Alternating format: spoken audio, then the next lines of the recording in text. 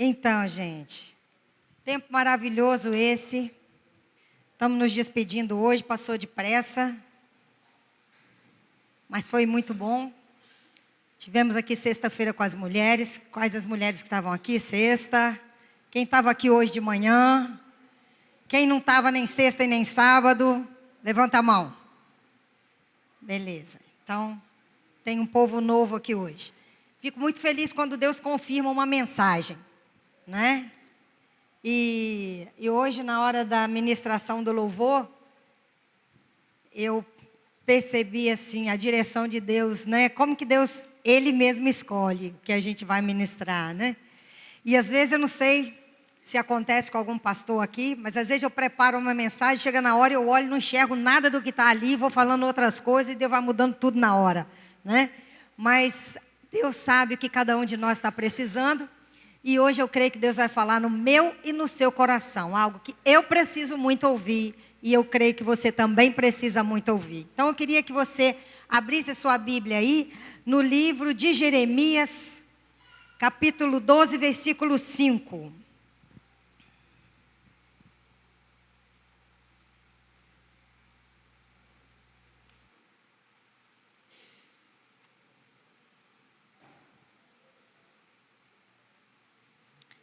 Jeremias 12, 5. Quem achou, diga amém. Diz o seguinte: se te fadigas correndo com os homens que vão a pé, como poderás competir com os que vão a cavalo? Se em terra de paz não te sentes seguros, que farás na floresta do Jordão? Vamos orar? Deus querido, Deus amado, te louvamos, engrandecemos o teu nome. Te agradecemos hoje, Senhor, pela vida do pastor Marcos, pastora Luciene. Obrigado por essa igreja, obrigado por esse momento, Senhor, que o Senhor separou para nós. Fala agora aos nossos corações, desperta em nós, Senhor, a tua força, a tua direção, a tua sabedoria, para que a gente viva com excelência no tempo que a gente tiver nessa vida para viver. Nós te agradecemos porque a tua palavra, Senhor, nos oferece direção e nos dá força. Nós te agradecemos por essa noite, pelos frutos que essa noite vai dar, em nome de Jesus. Amém? Muito bem, eu amo essa palavra. Eu vou até repetir. Se te fadigas correndo com os homens que vão a pé, como vai competir com os cavalos? Se em terra de paz não te sentes seguros, o que farás na floresta do Jordão? Tem algumas traduções que são um pouquinho diferentes, mas significa a mesma coisa. Todos nós passamos desafio hoje. Alguém aqui não passa nenhum? Se tiver, quero encontrar com você dali a pouco. A gente vai conversar, vou escrever um livro sobre você. Porque eu não conheço ninguém que não esteja sofrendo desafio. Eu estou, você está? Quem está aí? Pois é. Agora, como que a gente lida com esses desafios é que faz toda a diferença. Jesus falou que no mundo a gente teria aflições. O que a Bíblia diz que está para acontecer são desafios piores. Não são? Você está lendo a Bíblia, você sabe disso. Não é isso?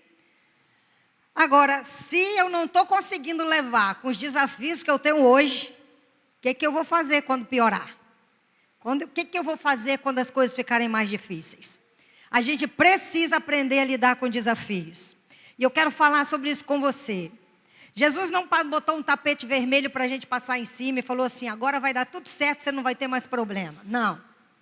Ele disse que a gente teria aflição, mas Ele disse que estaria com a gente e que essas aflições iam nos fortalecer e nos preparar para batalhas piores na frente. Porque o final dessa história é vitória, porque Ele prometeu isso para a igreja dele. Amém? Então eu quero falar com você sobre uma coisa que faz com que a gente não chegue a correr com os cavalos, com que a gente pereça em tempos de paz, com que a gente não consiga nem correr com os homens. Uma coisa que faz com que a gente não consiga lidar com os desafios que a gente tem hoje na mão. Eu quero falar sobre isso e sobre a história de um homem que ensina a gente o segredo de como lidar com isso. Esse sentimento que faz com que a gente não chegue a correr com os cavalos, Esse sentimento que faz a gente perecer em lugar mais ou menos é o sentimento de vítima. Esse é um sentimento que derruba qualquer pessoa, que impede você de vencer as batalhas que você está vencendo, que você tem que vencer hoje. A gente é vítima, sim, nós somos vítimas de algumas coisas. Se você for assaltado, você é uma vítima de um assalto. Pessoas que sofreram abuso na infância foram vítimas de abuso. Você sofre um acidente, você foi vítima de um acidente. Não quer dizer que a gente nunca é vítima de nada. Agora, como você vai encarar até as situações onde você realmente foi vítima, isso é contigo e é comigo. Amém, gente? A gente não pode evitar algumas situações das quais a gente realmente é vítima. Agora, o que eu vou fazer com essa situação, aí sim, é comigo e é com você. Me lembro da história de um empresário que foi muito bem sucedido com pouca idade. Ele tinha menos de 40 anos e já tinha uma grande empresa. E um jornalista resolveu fazer uma entrevista com ele para entender como que um cara tão novo chega ao sucesso do jeito que ele chegou. E foi perguntar para ele, qual foi a sua grande motivação? O que impulsionou você? Qual é o pulo do gato que te fez crescer desse jeito? E ele disse, a minha história de vida. E ele contou que o pai dele era alcoólatra e a mãe dele morreu doente de tanto sofrimento, porque o pai dele fez a mãe dele sofrer demais. E o pai bebia muito, ele e o irmão dele ficavam na rua o dia inteiro. E um dia, perto da comunidade onde eles estavam, houve uma batida policial, tinha muita gente traficando drogas. E ali uma confusão grande aconteceu. Ele e o irmão dele fugiram da confusão e nunca mais ele voltou para casa. E ele disse que dali ele conseguiu um abrigo e desde cedo ele disse que ele ia fazer a vida dele dar certo, porque um dia ele ia ter uma família e ele jamais faria o que o pai dele fez com eles. O pai dele simplesmente foi responsável pela morte da mãe deles e não teve a mínima atenção com os dois. E aí ele começou a trabalhar muito cedo. E a motivação dele é fazer a vida dele diferente da do pai. E ele cresceu e a família dele era uma família muito bem estruturada. E aí ele perguntou, o jornalista perguntou para ele, cadê teu irmão? Aí ele falou, nunca consegui localizar. Já arrumei detetive, já pedi para investigar e nunca consegui achar meu irmão. E aí o jornalista fez uma investigação própria e localizou o irmão dele. Morava numa favela, numa comunidade, era alcoólatra, viciado, vivia bêbado, dependendo de todo mundo que queria ajudar. Um ajudava um pouquinho, outro ajudava mais um pouquinho. Vivia uma vida miserável, solitária. E o jornalista não contou que conhecia o irmão dele, mas perguntou para ele. Falou assim, olha, eu estou fazendo uma pesquisa. Eu queria que você me ajudasse. Eu queria que você me dissesse o que leva uma pessoa a chegar a ter uma vida igual à sua. O que foi que aconteceu para te trazer uma vida dessa? Aí ele falou assim, a minha história de vida. O meu pai era alcoólatra, matou praticamente a minha irmã, a minha mãe, e contou a mesma história que o irmão bem-sucedido contou. Eles viveram a mesma história. Não é o que a circunstância faz com a gente, é o que a gente faz com a circunstância. Amém, gente? É a escolha que você faz, é o que você decide fazer com o problema e com o desafio que você tem hoje. Eu quero desafiar você hoje a sair desse lugar de vítima que a gente cai sem perceber que está caindo. E para isso eu queria falar com você sobre algumas características de pessoas que são vítimas. Pessoas que se sentem vítimas, elas são paranoicas. Ela acha que tudo é contra ela. Se alguém está falando ali, está falando dela. Se alguém está rindo dela. Se algumas pessoas, se vê uma foto das amigas, foram no lugar, não me convidou porque não gosta de mim. É a pessoa que acha que o mundo está contra ela. Tudo que alguém fez porque não gosta dela. Quem é vítima está sempre achando que está sendo perseguida. Pessoas que são vítimas são paranoicas. Pessoas que são vítimas, elas não assumem responsabilidade pelo que faz. Todo mundo é culpado, menos ela. Ela é assim porque o marido não dá força, ela é assim porque a esposa é daquele jeito, ela é assim porque os filhos não respeitam, ela é assim porque os pais não deram oportunidade, enfim. A pessoa que é vítima, ela não assume o que faz. Alguém sempre é culpado. E eu vou dizer uma coisa para você, se alguém é culpado da tua história, então não tem mais jeito para você. Se você quer que a sua vida dê certo, para de culpar os outros. Começa a olhar para você e entender o que você tem que fazer para mudar. Porque enquanto alguém for responsável por você e pela tua história, então você não tem saída. Está me entendendo? A responsabilidade tem que ser nossa. Muitas pessoas culpam os outros do fracasso por medo que ela tem de fracassar. Tem gente que morre de medo de ir à luta de alguma coisa, tem gente que morre de medo de fazer alguma coisa e não dá certo, e aí ela culpa alguém, porque no fundo, ela tem medo de dar um passo e se frustrar. Então ela fica no lugar que está e se sente vítima e acha que alguém tem culpa daquilo.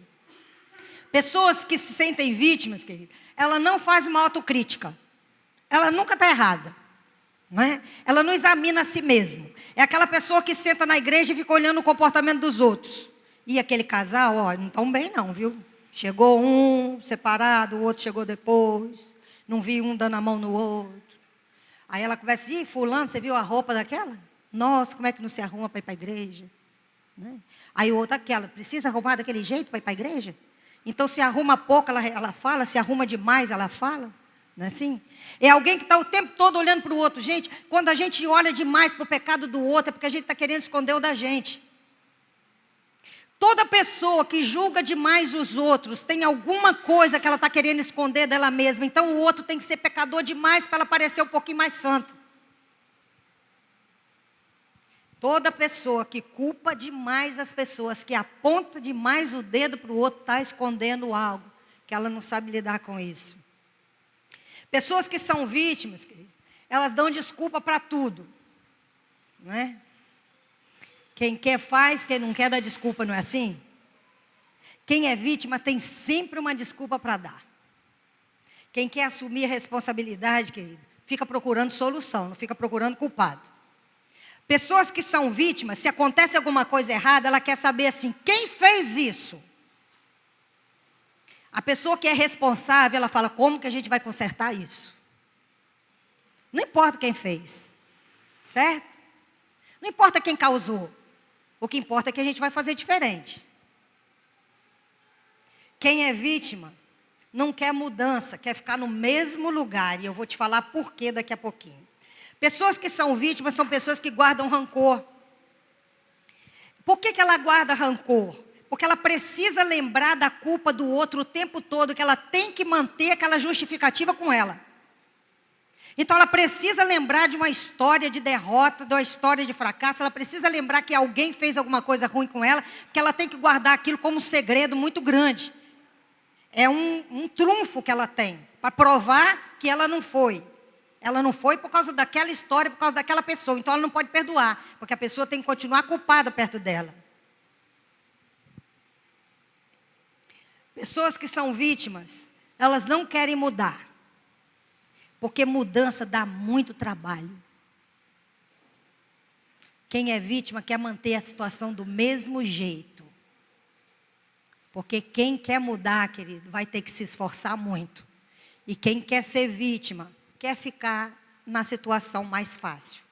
E ser vítima é uma coisa que favorece muito a gente a ficar no mesmo lugar. Quem é vítima não precisa fazer nada. Eu quero te falar de um cara que tinha tudo para ser um derrotado. Alguém aqui tem promessa de Deus? Levanta a mão. Quero te contar de um cara que ensina muito a gente a sair do lugar de vítima. O nome dele é José. Sou apaixonada pela história de José. Quem conhece a história de José para eu não ter que contar? Muito bem, todo mundo conhece. José era um cara que tinha uma promessa de Deus, não tinha? José tinha tudo para culpar um bocado de gente, começando por Deus. José podia culpar Deus, José podia culpar a família, José podia culpar os amigos, José podia culpar todo mundo que estava em volta dele, porque ele tinha motivo para culpar. Mas o cara não fez isso. Primeiro ele podia culpar Deus, porque Deus deu um sonho para ele. Deus deu a ele uma esperança. Deus me deu uma esperança e um sonho. Deu para você também, não deu? Pois é. E quando essa coisa demora a concretizar? E quando o sonho demora a chegar? E quando a promessa nunca acontece? José foi esse cara. Ele tinha uma promessa. Deus mostrou ele como líder. Em vez da promessa acontecer, querido, em vez dele ser um líder, ele foi para o fundo, jogaram ele no fundo do poço. Venderam os irmãos dele, venderam ele como escravo. Quando ele estava no fundo do poço, ele podia muito bem olhar para cima e falar assim, ué Deus, eu não ia ficar nada no alto? O que eu estou fazendo aqui embaixo? O cara tinha todos os motivos para reclamar de Deus. Mas ele não fez isso. José foi vendido como escravo pelos irmãos. Ele podia culpar os irmãos. Ô famíliazinha que eu tenho, hein, gente? Não é não? Quantos de nós aqui, querido, tem motivo suficiente para culpar a família de alguma coisa? Gente, eu tenho um videozinho na internet. Tem vários vídeos lá no YouTube. Depois, se você quiser assistir, Elizabeth Pimentel, canal do YouTube. Tem o vídeo sobre temperamento, é o que tem mais visualização. Mas depois dele, se chama Inveja na Família. Eu não dou conta de responder todas as mensagens sobre inveja na família. Gente, milhares de pessoas reclamam porque a inveja da família atrapalha ela a crescer. Família, querida, é a melhor coisa do mundo e a pior também. Por quê? É a melhor coisa do mundo. Você, a família é para sempre. É aquilo que você tem de estrutura. É o que Deus te deu. É ali mesmo. É o seu tesouro. Mas é dali que vem os maiores problemas. O problema da gente maior não vem de fora, não. Porque de fora, querido, você deleta as pessoas, não é assim? Você tem um amigo lá no Facebook, começa a falar alguma coisa que você não gosta, você deleta ele. Não é assim? Já fiz isso um monte de vezes. E comentário aqui, não gosto disso não. Pá, deleta, acabou, foi embora. Não sinto a mínima falta. Agora eu posso deletar alguém da minha família? Não posso, vou ter que tolerar, certo? Então, a gente não pode deletar. A gente tem milhares de motivos para reclamar de família. José tinha, os caras queriam matar ele, gente. Ele podia falar, Deus me esqueceu, meus irmãos queriam me matar, me venderam como escravo, ó céus, ó vida. Mas ele não reclamou. O cara foi vendido como escravo. Agora tem um negócio que ele também podia reclamar. Tem gente que fala assim, gente, eu não tenho oportunidade na vida, eu tenho um amigo empresário, eu estou desempregada, porque o cara tem condição de me dar um emprego, por que ele não me dá? Eu conheço um amigo que é rico, por que ele não me ajuda? Por que ele não paga o meu aluguel? Por que ele não fala isso? Gente, José foi para a cadeia e ele salvou a vida de um cara, porque ele revelou o sonho de um homem, e o sonho realizou, e ele foi embora. E ele voltou para o palácio, ele tinha condição de tirar José dali, ele esqueceu de José. Ele podia reclamar daquele amigo também. Ele podia reclamar do patrão dele. O cara foi vendido como escravo. Ele, de escravo, ele passou para administrador. Se ele passou para administrador, é porque o patrão dele confiava nele. É ou não é? A mulher do cara traiu. A mulher de Potifar tentou seduzir José, não conseguiu. Como ela não conseguiu, ela mentiu e José foi para a cadeia. Aí eu fico pensando assim, a gente sempre fala, mas que mulher miserável, né, menina?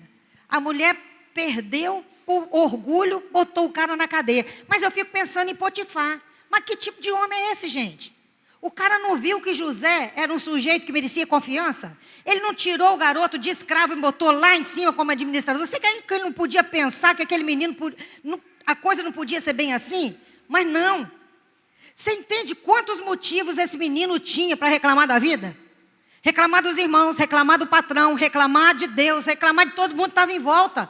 O cara foi esquecido por todo mundo. Ele foi injustiçado por todo mundo. A gente fica agarrado na injustiça. A gente fica agarrado no que a família fez para a gente fica agarrado por um monte de coisas. Motivos são reais, gente. Eu tenho, você também tem. Agora, você quer os motivos ou você quer ser feliz? Você quer ter razão da sua infelicidade ou você quer dar um jeito na vida? José deu um jeito na vida. E sabe uma coisa que José fez? José foi excelente em tudo que ele fazia. O sujeito para eu admirar. O cara chegou num lugar como escravo. Disseram para ele que ele era escravo, mas ele nunca acreditou nisso.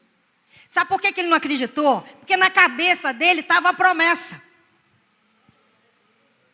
Ele nunca esqueceu daquela promessa. Na cabeça dele tinha: eu vou ser líder. Não interessa o que o percurso da história está dizendo, eu vou ser líder. Um dia isso vai chegar. O cara foi caminhando pela vida, passando por todos os obstáculos, e ele não olhava os obstáculos, ele olhava lá na frente e sabia onde ele ia chegar. Os obstáculos que estavam acontecendo, quer dizer, ele fazia tudo com excelência. Ele lidava com os obstáculos da melhor maneira que ele podia, sem reclamar. E sabe o que ele fazia? Primeira coisa, não importava o que diziam a respeito dele. O que importava é o que ele acreditava. E ele acreditava que ele seria um líder. Disseram para ele que ele era escravo, ele nunca acreditou nisso. Se José acreditasse que era escravo, gente, ele chegaria na casa daquele homem de Potifar e ia agir igualzinho um escravo age, obedecendo ordens. Se ele chegou a ser administrador, é porque ele não obedecia a ordem. Ele ficou de olho naquilo que ele podia aprender. Ele observou o que estava acontecendo em volta. Ele quis crescer, ele quis fazer melhor. Viram a capacidade, o potencial dele e elevaram ele. Você sabe o que muita gente faz? Finge que trabalha porque o patrão finge que paga. Já ouviu essa frase? Eu vou fingir que eu trabalho porque ele finge que me paga. Você vai ser sempre um assalariado baixo se você fizer isso. Ah, mas para que eu vou dar um duro danado para fazer muito se eu ganho pouco? Porque o seu patrão é Deus, porque a Bíblia já disse: faça tudo como se estivesse fazendo para o Senhor. Seja o melhor professor, o melhor administrador, seja o melhor marido, a melhor esposa, seja o melhor pai, o melhor filho, porque tudo que você faz para Deus. Ele é o seu patrão e Deus é justo para retribuir a cada um aquilo que deve. Amém, gente? Então não olha para a circunstância. José não olhou para a circunstância. Como escravo ele não ganhava nada, querido. Ele não ganhava nada, ele era escravo, ele era obrigado a fazer. Mas ele fazia com excelência até chegar a ser administrador. O cara chegou a ser administrador. Estava bonito a posição, não estava? Estava legal. O sonho parecia que estava mais perto. Está chegando. Na hora que o sonho estava chegando, deram uma rasteira nele e jogaram ele de volta. Aí botaram ele dentro de uma prisão. Muito interessante isso. Disseram para José que ele era prisioneiro. Ele nunca aceitou que era prisioneiro, querido. Se ele achasse que era prisioneiro, ele sentava na prisão e ia chorar. Nossa, agora que eu estou ali, Deus, o que o Senhor está fazendo comigo? Eu fiz o melhor que eu podia. Quantos de nós fala? No meu trabalho eu dou um duro danado. Eu faço tudo que eu posso, ninguém me reconhece. Será que você faz tudo que você pode?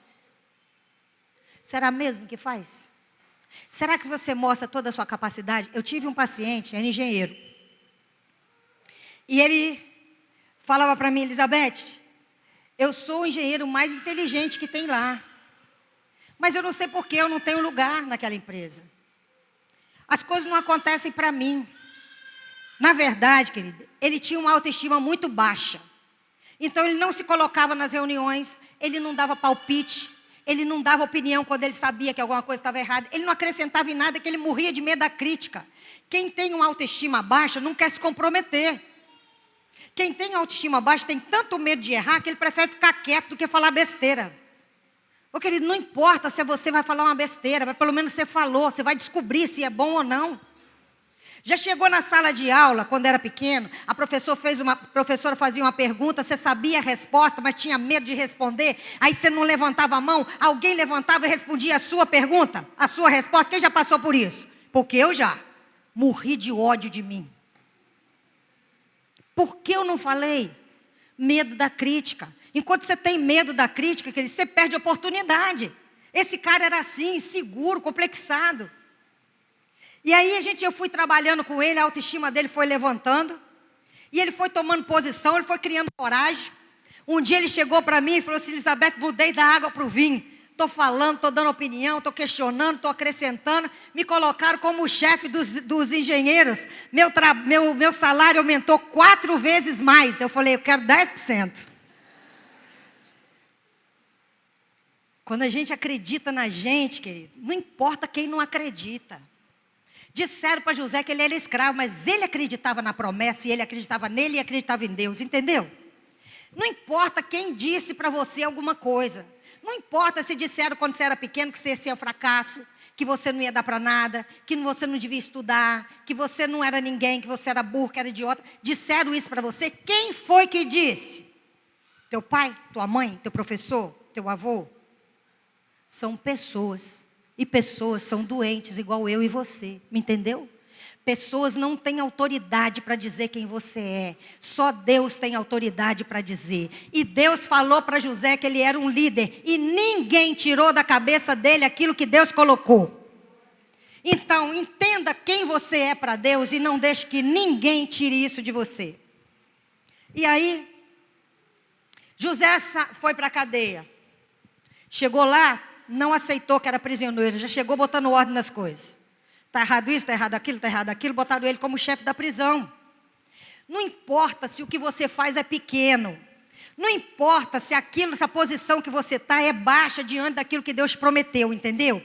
Você tem que agir com excelência no pouco que Deus dá. Porque se você não agir com excelência no pouco, Deus não vai dar o muito. Me entendeu? Tem gente que não cresce porque está de olho no grande, mas não quer fazer o pequeno. Se não faz o pequeno com excelência, não vai merecer o grande. A gente não recebe a promessa enquanto não está preparado para ela. Jesus falou, não vou botar vinho novo em odre velho. Quer um vinho novo na tua vida, querido? Deixa Deus transformar o odre, porque senão Ele não vai botar. Não fica pedindo para Deus coisas, porque Ele te prometeu, não. Pergunta para Ele, o que está faltando em mim para eu merecer aquilo que o Senhor me prometeu? O que está faltando eu crescer para eu receber aquilo? Ele não vai botar o vinho novo para não estragar o vinho e não quebrar você, porque você não vai dar conta disso. Amém, gente? Quantas mulheres eu atendi? Oh, Elizabeth, como eu queria um marido. Mas tão desnorteada emocionalmente. Eu falo, se Deus te desse marido, que você anotou aí que tudo que você quer, querido, em 6 meses ele vai embora.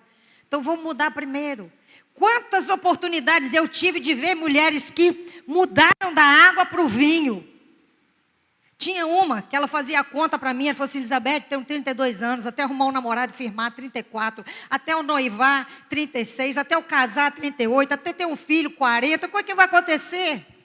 Falei, querida, para Deus o tempo é diferente. Cuida de você e vamos deixar Deus cuidar do resto. Em 6 meses essa menina viu quanto ela tinha problemas. Quando ela mudou, querido, 6 meses depois ela conheceu um cara que estava dentro da igreja dela. Há 1 ano ninguém conhecia o cara. Deus escondeu um cara bacana de 1 ano dentro da igreja. Para ninguém ver, para esperar ela. Porque a promessa de Deus para você está guardadinha, querido. Deus só está esperando você crescer e mudar. Deus está esperando você sair desse lugar de vítima, querido, e começar a perguntar para Ele, o que eu preciso fazer para crescer, Senhor? Para merecer essa coisa especial que o Senhor tem para mim. Cuida de você, querido. Para de ficar olhando para os outros. Hoje, 6 meses depois, ela conheceu o cara. Isso tem 2 anos, ela já está casada, já tem um filho. Aquilo que na conta dela levava 10 anos, Deus fez em 2. Porque o tempo está na mão de Deus. Agora depende de você querer fazer alguma coisa. Amém? Então para de reclamar. José, ele interpretou o sonho de 2 prisioneiros. E a interpretação dele funcionou. Deu certo, era aquilo mesmo. Quando o cara saiu, José falou, ó, lembra de mim. Às vezes você pede oportunidade para a pessoa. Olha, você não pode me ajudar nisso, você não pode me ajudar naquilo, você não pode abrir uma porta para mim. A gente pede oportunidade para as pessoas, mas às vezes as pessoas não estão nem aí para você, querido. E você tem que continuar a vida. Você não pode ficar amargurado porque ninguém abriu a porta para você, não. Porque fizeram isso com José. Ele interpretou o sonho, o cara voltou para o palácio e esqueceu dele. Aí a gente pensa, não, ele lembrou por causa do sonho. Que nada, querido. Ele não lembrou por causa do sonho do faraó, não. O faraó teve o sonho. Ele podia lembrar na hora. A primeira pessoa que faraó podia pedir ajuda era José. Porque ele podia falar assim, não precisa falar com ninguém não, eu tenho um cara que é fera. Eu vou te levar direto nele. Mas não, esperou todo mundo tentar. Depois que fracassou todo mundo, o cara falou, eu conheço um que pode fazer alguma coisa. Deixou ele por último. Qualquer um de nós ia chegar, na hora que passasse pelo cara, dava aquela olhada assim e falava assim, espera, me aguarde. Deixa eu crescer aqui que você vai ver como é que eu vou fazer com você. Que nada, José não estava nem aí. José olhava para aquilo que importava. José não queria guardar mágoa de ninguém. Ele não queria se vingar do passado. E José chegou lá, interpretou o sonho de Faraó. E ele ganhou o cargo, mas abaixo do rei só tinha ele. Porque ele interpretou o sonho? Não foi. Se José tivesse só interpretado aquele sonho, ele ia ganhar uma corrente de ouro, uma casa bonita, ia ser vizinho do rei, ia jantar com ele de vez em quando, ia ter alguns privilégios, mas nunca ia ficar na posição que ficou. Você sabe por que ele ganhou a posição que ele ganhou? Porque ele, além de interpretar o sonho, ele deu a solução. Sabe qual é o segredo de José? Fazer além. O segredo de José é agir com excelência. Não faz o que dá não, querido, faz muito mais. Você acha que você deu tudo de si? Deu nada, querido. Nós temos um Deus todo-poderoso que multiplica as forças da gente. Eu posso fazer mais, você pode fazer mais. Quantas pessoas podiam estar contribuindo na igreja? Tem gente que eu conheci aqui, que tem uma vida difícil, tem milhares de compromissos, mas está aqui atuante, faz milhares de coisas na igreja. E tem muita gente que está esperando, deixa eu ver se sobra um tempinho para mim. Não tem que sobrar, Deus não quer tua sobra, Deus quer aquilo que é importante para você. Se você não puder dar o que é importante, então você não está dando nada. A gente tem que buscar excelência, amém, gente? A gente precisa ser excelente para Deus. Senão, para Deus não faz diferença.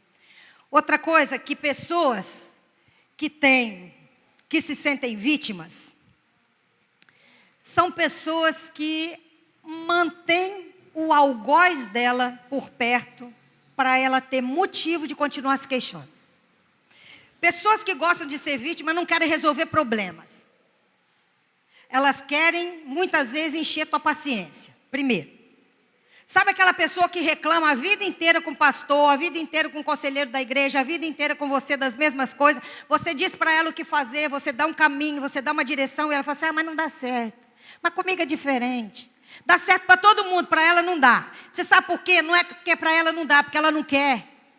Ela quer você lá, para ficar falando no ouvido dela, no seu ouvido. Eu conheço uma moça, ela é irmã de um pastor, e ela é muito engraçada, sabe? Ela é conselheira, uma pessoa de Deus, uma mulher de Deus, mas ela tem um pavio um bocadinho curto. E ela é conselheira na igreja. Aí tinha um cara na igreja que vivia reclamando da vida. Menino novo, 25 anos, não queria estudar, não queria trabalhar. E dizia que a vida era muito ruim, e que ele não gostava de viver, que nada dava certo para ele. E ela deu um monte de saída para o cara. Ela deu um monte de ideias para ele, ele não queria nada. Mas toda semana ele gastava 1, 2 horas do tempo dela reclamando. E nada para ele funcionava. Ela procurou saber se o cara não tinha depressão.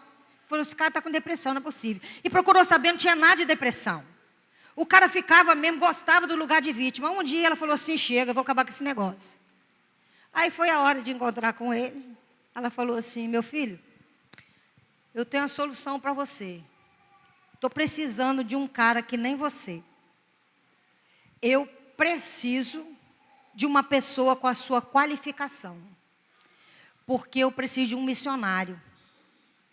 E ele tem que ter a qualificação que você tem. Ele falou, que qualificação? Não tem qualificação nenhuma, eu não gosto de nada, eu não gosto nem da vida, eu gosto. Ela falou, essa é a qualificação que eu preciso.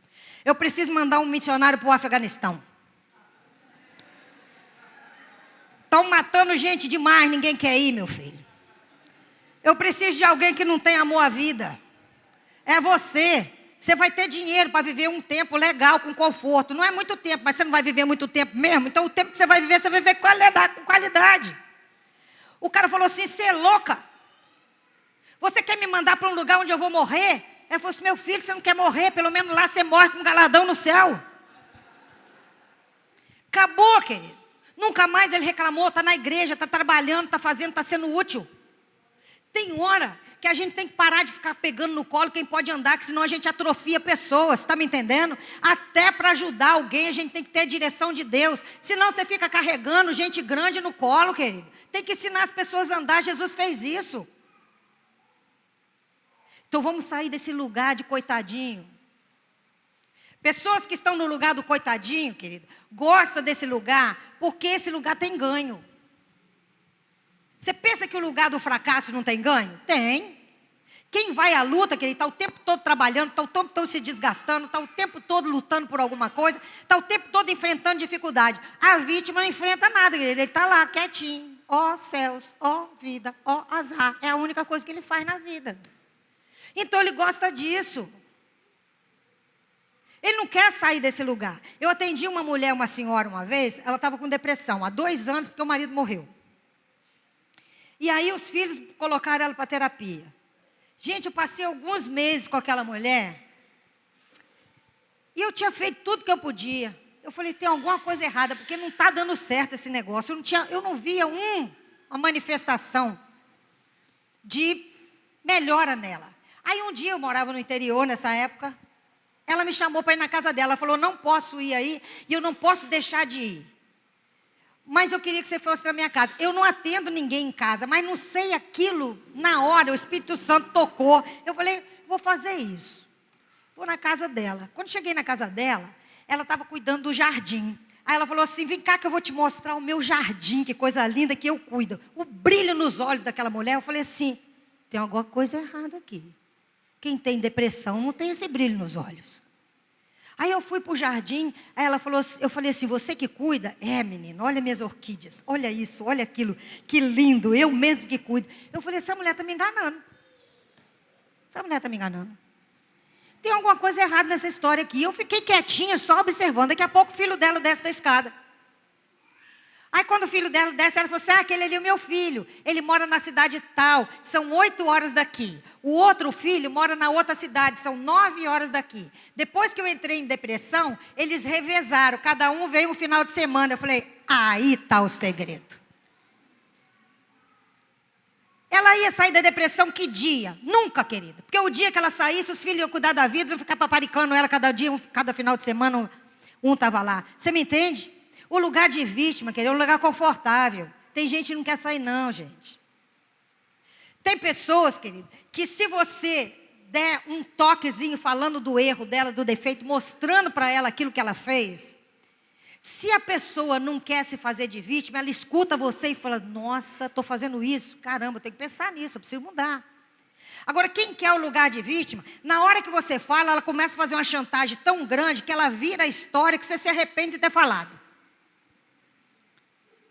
Sabe, você vai falar um negócio assim, menino, olha só o que você fez. Aí a pessoa fala, é só isso mesmo que eu faço. É isso mesmo que você vê. É assim mesmo, a vida inteira eu só fiz coisas assim, não é isso? Alguém já ouviu isso aí, gente? Porque tem muita gente rindo. Você conhece isso, né, gente? Coisa de mãe. Mãe costuma, eu conheço um pai que é assim, querido.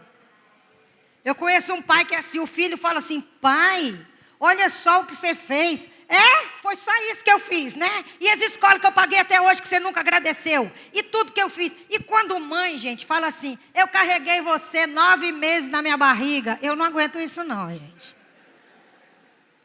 Eu não aguento, você sabe por que eu não aguento? Porque o filho não nasceu na barriga porque escolheu não, querido. É o lugar que tem para ser gerado, é na barriga. Não tem outro, quem escolheu foi Deus, querido. Não era no estômago, não era em outro lugar, era na barriga, querido, era no útero, é o lugar. A criança não escolheu o lugar, foi Deus que separou esse lugar, você está me entendendo? E se você guardou seu filho 9 meses na barriga, glória a Deus, porque se ele nascesse com 5 ia dar problema. Nasceu com 9, deu certo, querido.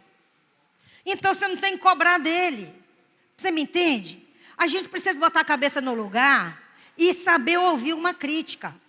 Tem crítica, querido, que é para te derrubar. Eu sei. Mas tem crítica que é para ajudar você a acordar, a entender as coisas. Então aprende a escutar. Sai desse lugar de coitadinho. A gente nesse lugar, a gente não progride. Nesse lugar, querido. Olha. Tem pessoas que se deixam usar por outras e nunca tira aquela pessoa daquele lugar. É a mulher que reclama que o marido é desse, daquele jeito, mas ela não faz nada para ele deixar de ser. É o marido que reclama da mulher e não faz nada para ela deixar de ser daquele jeito. Ontem eu contei uma história aqui de uma moça que eu acompanhei, que a mãe dela tinha Alzheimer, ela é médica. Ela não podia cuidar da mãe, então ela pagava uma enfermeira muito boa para ficar com a mãe dela o dia inteiro. Toda noite ela ia lá ver a mãe. Toda noite que ela chegava, o pai dela reclamava. Não quero essa enfermeira aqui não, não gosto dessa mulher, manda essa mulher embora. E ela falava, pai, pelo amor de Deus, eu preciso dessa enfermeira. Sem ela, como é que eu vou fazer para cuidar da minha mãe? Eu não posso cuidar da minha mãe, eu preciso trabalhar. O senhor tem que me ajudar. E o pai, não quero, manda embora. Aí quando ela ia conversar com a enfermeira falou assim, não aguento seu pai não, hein? Tira seu pai dessa casa, porque se ele ficar aqui, eu não fico não. E ela ficava entre os dois. O pai dela enchendo a paciência e a enfermeira reclamando. E ela falava para mim assim, Elizabeth, não tem saída, meu pai tem 72 anos, ele não vai mudar. Eu falei, ele não, você pode. Se você mudar, ele muda. Com o tempo ela entendeu. Um dia ela chegou, falou assim, quer que manda embora, né, pai? Beleza, nós vamos mandar ela embora. Já fiz as contas, fundo de garantia, 13º, férias, o tempo que ela trabalhou, o salário dela do mês, enfim, deu a conta aqui, 18 mil. Quem contratou fui eu, mas eu não tenho 18 mil. Quem quer mandar ela embora é o senhor, toma aqui, manda ela embora e paga. Nunca mais, a mulher passou a ser a melhor enfermeira do mundo. Então, saia do lugar de que tem alguém, faça alguma coisa, querido. Eu conheci uma, que o marido dela podia vê-la doente, que ele não fazia nada. E ainda reclamava porque ela não estava fazendo as coisas. E ela falava assim, meu marido é muito ruim. O meu marido é imprestável, meu marido não me reconhece, meu marido não faz nada para mim, o meu marido não me valoriza. Mas peraí, você está fazendo o quê, filha? Está aceitando isso de que jeito? Eu não posso fazer nada, eu não quero brigar com ele. Eu falei, não precisa de brigar. Um dia, ela fez uma operação, ia ficar 10 dias de cama. Chegou em casa, o marido dela falou assim, tem 3 dias que você está no hospital.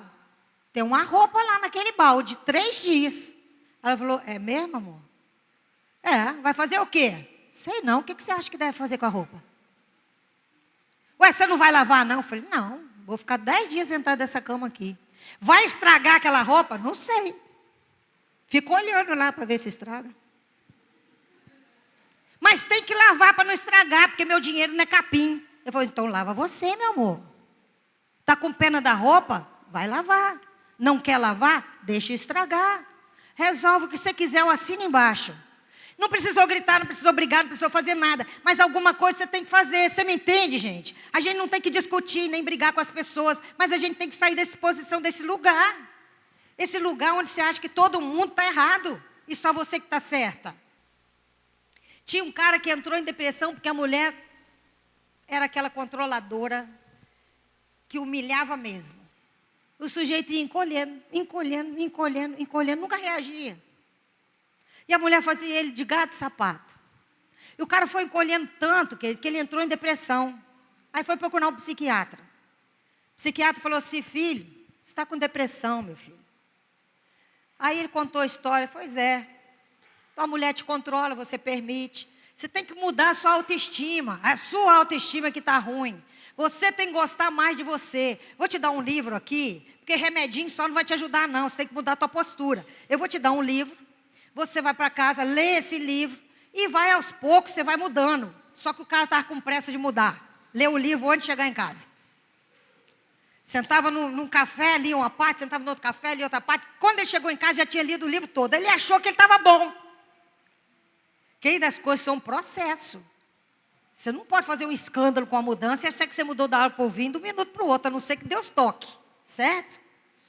Mas a gente vai aos poucos. Pois ele achou que ele estava bom, querido. Aí ele chegou em casa, cheio de prosa. Virou para a mulher e falou assim, as coisas estão diferentes aqui hoje. A partir de hoje o negócio muda aqui, tá? A posição aqui mudou, agora eu sou o homem dessa casa. E outra coisa, vamos começar agora. Quero um jantar muito bom. E sabe quem vai fazer? Você.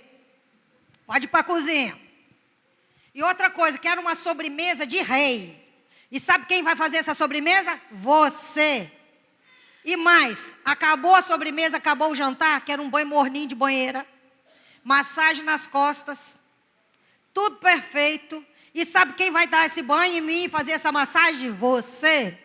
E quando terminar o banho, sabe quem vai pentear o meu cabelinho e trocar a minha roupa? Ela falou, o moço da funerária.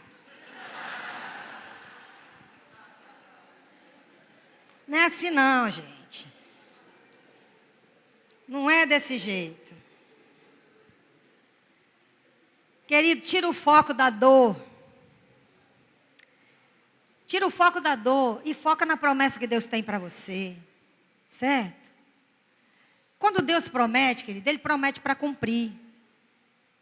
Ele vai fazer aquilo que Ele tem que fazer.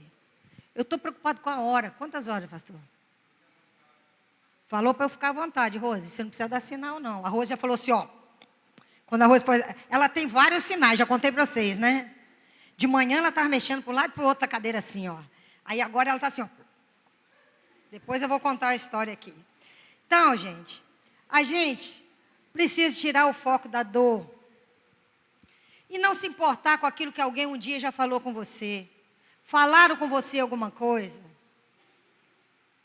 Deus falou outra.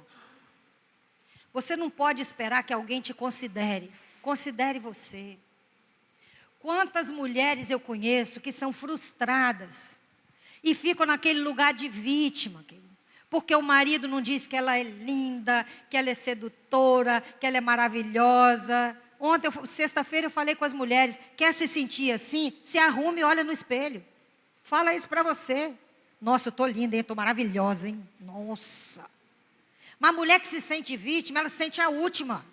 Você tem que se sentir a primeira, querido. Ninguém te colocou em primeiro lugar, coloque você. E não fique tentando fazer estripulia para ver se alguém enxergue, não. Tinha uma mulher, coitada. O marido nunca dizia que ela estava bonita. Ela sentia que ele olhava para todas e não olhava para ela. Mas em vez dela cuidar da autoestima dela, ela quis provocar a coisa de um minuto para o outro. Aí ela comprou uma fantasia da tiazinha. Falou, essa noite a coisa vai mudar. Vou receber os elogios que eu quero. Botou a roupa da tiazinha, aquela mascarazinha, né? Chicotinho, com aquela capa. E chegou no quarto do marido, botou a perninha assim primeiro, né? Entrou e falou assim, e aí, amor, com quem eu pareço? Aí ele falou do pescoço para cima com o zorro. Do pescoço para baixo com o Sargento Garcia. Adianta não, gente. Certo? Olha. Se sinta, mulher, bonita. Não importa se alguém vai dizer. Goste de você, não espere que alguém goste. Homens, não fique esperando que alguém valorize, te ache a melhor pessoa. Agradeça por tudo que você faz na sua casa. Você é assim, reconheça isso. Você é o provedor, você que cuida do seu lar. Se sinta isso, você está fazendo isso para Deus. Ele é o patrão. Ele já te reconhece. Ninguém reconheceu, querido. Pode saber que está anotadinho lá no céu tudo que você está fazendo. Faça e agrade a Deus. Tome postura de quem faz para Deus. Não vão ficar esperando. As pessoas, queridos, são falhas igual a gente é falho. Então não vamos esperar que o outro satisfaça a gente. Deus pode fazer isso. Amém, gente?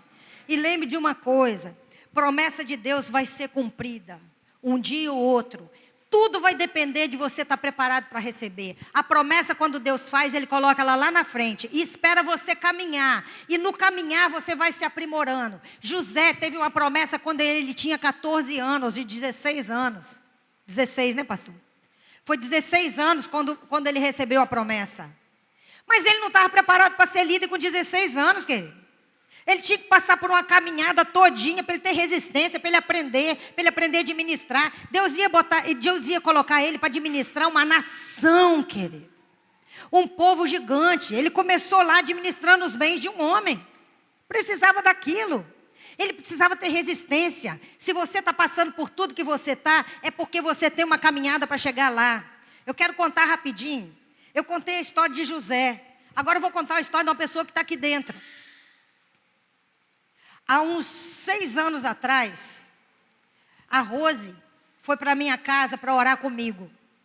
Eu tinha minhas dificuldades, meus problemas, ela saía da casa dela para orar comigo, ela e a Cristina. E aí, elas viajavam 1h30, 2 horas, toda sexta-feira. Gratuitamente, querido. E de coração. Nunca reclamou disso. E aí, Deus começou a tocar no meu coração que aquilo tem que ser uma via de mão dupla. Aí eu comecei a fazer um café da manhã, falei, antes da oração, nós vamos tomar um café da manhã. Aí eu percebi o que Deus estava querendo falar. Elas duas eram tímidas demais. Não comia perto de ninguém. Não conversava com as pessoas. Eram fechadas absurdamente. E aí eu comecei a fazer um café, eu percebi que elas não sabiam nem como é que começava a tomar o café. Toda desengonçada. E aí eu fui fazendo aquilo. E tinha dia no café da manhã que era a hora de eu falar com elas. Nossa, a Rose já chorou muito, porque Deus mandava ser muito duro com ela. E eu falava coisa que eu tinha pena de estar falando. Mas ela escutava tudo. As lágrimas caíam, mas ela ouvia tudo. E na semana seguinte ela estava lá de novo. Eu falava assim, agora ela não volta. Estava ela lá na sexta-feira outra vez. Rose foi mudando, Cristina foi mudando. Cristina não fazia nada sem a Rose estar perto. Hoje a Cristina lidera o grupo de mulheres da igreja dela. Cresceu e aprendeu. Só que a Rose chegou num ponto, querida, que Deus queria mais. E mais tinha que ser fora daquele ambiente. E aí Deus começou a falar para mim que eu tinha que levar a Rose para viajar. Que Deus queria acelerar a mente dela, dar um estalo na mente dela. Porque Deus queria alguma coisa para ela, mas ela precisava de um processo maior. E Deus falou que eu tinha que levá-la para viajar. E eu não sabia como, gente. Ela vivia num mundo ali muito pequenininho. Ela não viajava, a viagem dela era uma redondeza. O marido dela era muito apegado a ela, as filhas, os netos, todo mundo apegado. A Rose é a esteia da casa dela. Eu falei, Deus, como é que vai acontecer isso? E eu fiquei esperando o sinal que Deus ia dar. Um dia Deus deu o sinal. Quando eu me converti, eu cheguei na igreja pela primeira vez, eu me converti sozinha dentro da minha casa, mas fui para a igreja depois. Entrei na igreja a primeira vez, primeira coisa que eu li numa igreja foi no boletim. E o boletim estava escrito, quer crescer espiritualmente? Aprenda a entender os sinais. Nunca mais eu me esqueci, fico ligada. No radar assim ligado, porque Deus está falando o tempo todo. Muito bem, eu fui fazer uma viagem para Fortaleza. Tinha 4 igrejas para ministrar em uma escola. Levei material para os 5 lugares. A primeira mensagem que eu fiz foi na escola, foi uma palestra. Cheguei na escola, misteriosamente, todo o material dos 5 lugares, todo mundo na escola comprou. Acabou o material. Ficou 10 livros só dentro do hotel. Eu falei, isso nunca aconteceu. Aí eu falei, aí tem. E comecei a orar. E Deus foi fortificando no meu coração. Chegou a hora. É o pretexto para a Rose vir aqui. Ela vai ter que trazer o material para as 4 igrejas que eu ainda tenho que fazer. Rose nunca pisou no aeroporto, nunca tinha andado de avião. Eu falei, se for de Deus, vai dar certo. O marido dela nunca ia deixar. E aí, falei com a Rose, liguei para ela. No final da tarde, falei, amanhã, 2h30 da tarde. Você vai pegar um avião para vir para cá. Expliquei os motivos. Rose começou a chorar. Começou a tremer. Começou a passar mal. Pressão começou a subir. Eu não viajo. Meu marido não vai deixar. Eu não sei andar no aeroporto. Eu não sei fazer isso. Eu falei, calma. Primeiro você vai pedir seu marido. Se o seu marido deixar, você vem e traz o material. E como que eu vou sozinha? Eu falei, pede minha filha, que minha filha vai trazer você. A minha filha é melancólica, querido. Minha filha não faz nada sem processo, não. Minha filha, melancólico, para fazer uma coisa, tem que dar 6 meses de antecedência. Ele tem que pensar como, que roupa eu vou, quem vai estar lá, como é que é o caminho. É tudo assim. Não faz nada de um minuto para o outro. Eu falei assim, o desafio tem que ser fera, para Deus confirmar. Eu falei, pede a minha filha para ela te trazer. Rose foi para o marido dela primeiro. Chegou lá e contou a história. O marido dela falou, você é de Deus, Rose? Ela falou, doida para ele não deixar. Aí ele falou, se é de Deus, minha filha, pode ir. Pronto. Primeira etapa vencida. Rose liga para minha filha. O Ing, sua mãe falou isso, contou a história, falou assim, você tem que me levar, você me leva? Ela falou, claro que eu levo. Tudo funcionou. Aí, já sabia que a Rose vinha à noite. No outro dia, de manhã, fui comprar a passagem da Rose. Aí tinha 10 livros na escola, no quarto de hotel. Tinha as professoras da escola ficaram sem livro, porque os pais compraram tudo. Levei os 10 livros para a escola. Cheguei lá, falei com a diretora, contei a história para ela e falei assim, vou deixar os 10 livros, não posso ficar para conversar. Tem que achar uma agência para comprar uma passagem. Aí ela falou, calma que eu te levo. Pegou o motorista dela, me levou na agência. Sentamos na agência, eu falei assim, moça, 2 passagens do Rio para casa, 2h30 da tarde. Era 10 da manhã. A moça da agência falou assim, não tem. Eu falei assim, uai. Aí eu fui mineira. Uai. Como é que não tem? Deus falou, Deus confirmou, tem que ter. Ela falou, tem não, filha. Não tem porque aqui em Fortaleza tem vários eventos e vários deles são internacionais. Não tem vaga em hotel e não tem passagem aérea. Eu falei, ô querida, fica olhando para essa tela, que eu tenho certeza que essas passagens vão aparecer porque Deus vai botar aí. Aí ela não entendeu nada, né? Ela falou assim, olha, eu não estou entendendo o que você está falando não, só sei que não tem e eu não posso fazer nada. Eu falei, você pode, fica olhando para a tela. Eu sei que eu fiquei ali conversando com ela meia hora, eu falei, olha para a tela. Aí de repente ela falou, não é que apareceu? Colocaram um avião extra. Agora tem passagem. Aí começaram a comprar. Ela falou, e compraram tudo, só tem 2. Falei, segura as 2, são minhas, só quero 2. Aí ela pegou as 2 e eu peguei o cartão para pagar. Aí eu falei assim, quanto é que custa as passagens? Ela falou, R$7.000. Eu falei, não pode. Eu falei, eu não estou pedindo para ir para a Itália, para a Alemanha, para a França. É Rio. Eu paguei 650. Ela falou, não, filha, é a lei da oferta e da procura, 7.000. Aí eu, quietinha, falei, Deus, não estou entendendo. Tudo deu certo até agora. E eu fiquei parada falando para Deus. Eu falei assim, mas eu não tenho 7.000. Aí a diretora falou assim, mas eu vim aqui, foi para isso. Pegou o cartão e falou assim, quem vai pagar sou eu. Aí eu falei, o quê? Ela falou, foi para isso que eu vim. Essa é a minha parte nesse milagre. Aí entregou o cartão, eu falei, não, peraí. É muito dinheiro. Faz o seguinte, você viaja muito, você deve ter milhas. Paga com as suas milhas. Vê para mim quantas milhas precisam. Aí a moça falou assim, 142.000 milhas. Eu falei, menina, a gente viaja para a Europa com essa quantidade de milhas. Ela falou, mas é isso que tem que ter. Aí a diretora falou assim, vê quanto é que eu tenho. 140.200 milhas ela tinha. Sobrou 200 para ela. Ela pagou as passagens. A Rose foi. Minha filha deixou a Rose, voltou. E a Rose ficou comigo lá o resto do evento. Tinha uma reunião, um congresso da DEVEC, da Vitória em Cristo, lá em Fortaleza. Levei a Rose lá. Quando nós subimos, entramos naquele primeiro saguão enorme do centro de convenção, antes de chegar na sala, a Rose pisou naquilo ali, veio a irmãzinha da Assembleia de Deus de lá. Se reconhece, né? As irmãzinhas da Assembleia se reconhecem. Aí veio a Rose de cá, a irmãzinha de lá, já veio cheia do Espírito Santo de Deus. Aí eu já falo, já veio no sapatinho, né? Aí ela já veio cheia do Espírito Santo, chegou para a Rose e disse para ela, estou eu confirmando a promessa que te fiz quando você tinha 16 anos de idade. Com 16 anos de idade, Deus prometeu a ela que ela viajaria por muitos lugares, inclusive para fora do país. E Rose não achava que isso podia acontecer, porque a vida que ela tinha não podia proporcionar isso. Mas Deus não podia cumprir com 16 anos, porque ela precisava de uma trajetória enorme. E aí a Rose começou a viajar comigo. E aí as viagens começaram a intensificar. Um dia, estava a Rose lá numa reunião de oração. E o pastor falou assim, gente, tem dia que eu viajo 8 meses, eu fico fora de casa por causa da obra de Deus. Aí o marido da Rose vem e fala assim, pois é, Rose tem começado a viajar muito e eu não estou gostando desse negócio, não estou satisfeito com isso não.